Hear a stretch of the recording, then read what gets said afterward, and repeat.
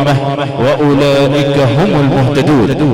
ويقول صلى الله عليه وسلم حينما جاء إليه رجل وسأله وقال له أوصني يا رسول الله، فقال صلى الله عليه وسلم له اغتنم خمسا قبل خمس: شبابك قبل هرمك، وغناك قبل فقرك، وصحتك قبل مرضك، وفراغك قبل شغلك، وحياتك قبل موتك.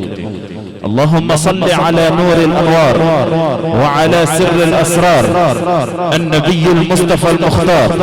اللهم صل على هذا النبي تحدث إليه الضب بكلامه، شكا إليه البعير بدمعه، حن إليه الجزع بشوكه، اهتز الجبل من تحته إكراما له وإجلالا وتعظيما.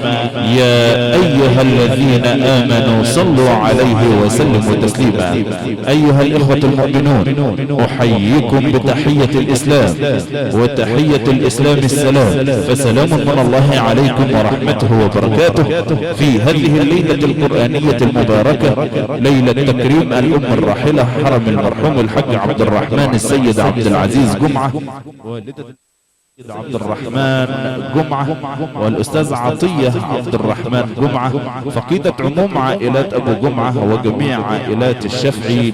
الله أسأل أن يغفر لها وأن يرحمها، وأن يجعل ثواب ما يقرأ في ميزان حسناتها، وأن يرزق أهلها وزويها الصبر والسلوان من داخل كبرى وقصور الضيافة العالمية المكيفة المتنقلة عبر أنحاء جمهورية مصر العربية، لصاحبها الحاج عادل أبو سلمان وأولاده، إدارة البشمهندس العالمي عبد العزيز سلمان، والمقيمين بهذه البلدة الطيب أهلها، أصحاب الكهرباء الحديثة البشمهندس العالمي محمد رمضان، والمقيم بنشا بمركز ومدينة نبروه.